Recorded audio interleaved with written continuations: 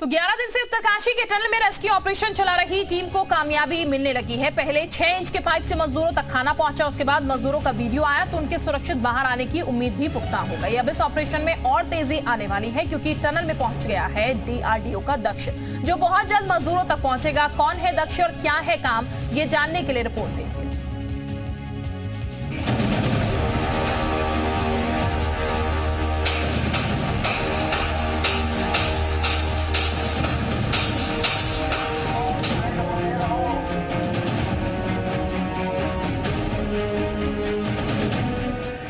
दक्ष नाम सुनकर लगता है कि कोई शख्स है जो मजदूरों की मदद के लिए सिलक्यारा टनल में पहुंच चुका है,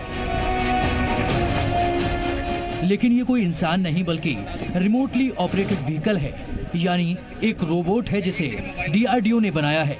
दक्ष और उसके छोटे वर्जन दक्ष स्काउट दोनों को DRDO की टीम यहां लेकर पहुंची है।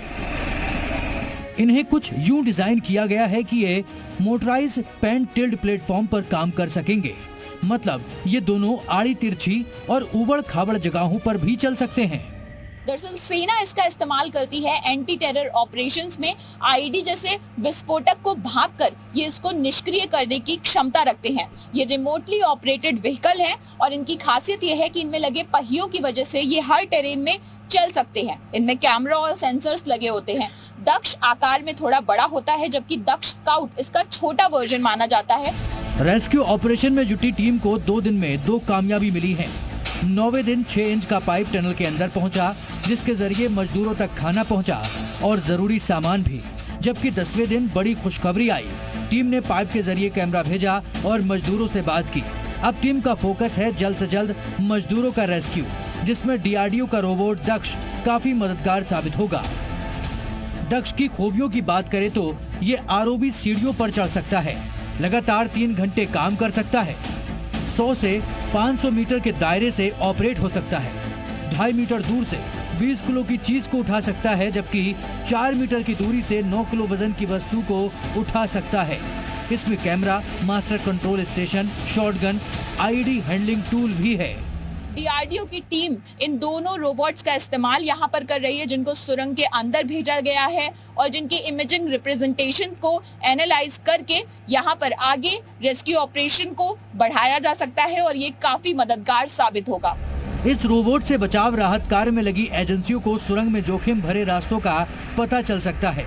माना जा रहा है कि इसे सुरंग के अंदर फंसे मजदूरों की निगरानी के लिए भी भेजा जा सकता है। इसमें लगे कैमरों से सुरंग के अंदर की स्थिति का अंदाजा भी लगाया जा सकेगा। DRDO ने जो रोबो भेजा था उससे हम लोग उसके ऊपर तक देख पाए कि कैनोपी कैसी बनी है, क्या बनी है, उसका फायदा। और ड्रोन भेजा था उन्होंने और उसको चला के हम लोगों को अंदर का काफ़ी विजुअलाइजेशन हुआ, जिससे हमें काफ़ी मदद मिली। सारी एजेंसीज जो पॉसिबल मदद है मिलके कर रही है। सुरंग में फंसे मजदूरों को बाहर निकालने के लिए युद्ध स्तर पर चौतरफा काम चल रहा है। सुरंग में 5 दरवाजा बनाने की तैयारी रेस्क्यू टीम कर रही है, ताकि 5 में से जो भी रास्ता सबसे पहले बनकर तैयार हो, उससे मजदूरों को बाहर निकाला जा सके।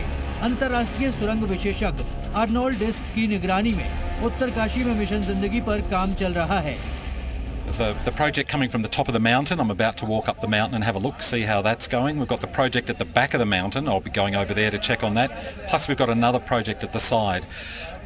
How I look at it, we're trying to create 5 doors. What we don't know is which one's going to open first, but the men are coming home. Silkyara सुरंग के जिस मेन गेट से 3 फीट व्यास का पाइप डाला जा रहा था, auger machine के ठीक होने के बाद एक बार फिर से ड्रिलिंग शुरू कर दी गई है। इस पाइप के जरिए अब तक 34 मीटर तक ड्रिलिंग की जा चुकी है। ड्रिलिंग के बाद उसमें अब तक 5 से ज्यादा पाइप डाली जा चुकी हैं। मलबा 60 से 70 मीटर तक है, मतलब अब भी आधे रास्ते की ड्रिलिंग बाकी है। उत्तरकाशी के सिलक्यारा टनल में रेस्क्यू ऑपरेशन का आज 10वां दिन है और आज सुबह ही तस्वीरें आई जहां दिखा कि किस तरह से मजदूर जो हैं वो अंदर ठीक स्थिति में मौजूद हैं। और इस बीच आपको दिखाते हैं कि देखिए वो ऑगर मशीन के जरिए जिन पाइप्स को डालने का काम किया जा रहा था, जिसमें व्यवधान आया था, फिलहाल वो पाइप्स जो हैं वो अंदर ले जाए जा रहे हैं। उत्तरकाशी के सिलक्यारा सुरंग में रेस्क्यू प्लान के तहत पहाड़ी के ऊपर से भी एक रास्ता बनाया जा रहा है। इसी के साथ सुरंग के पिछले हिस्से से भी एक ड्रिल की जा रही है। इसके अलावा NDRF की टीमें कुछ अलग तैयारियां भी कर रही हैं।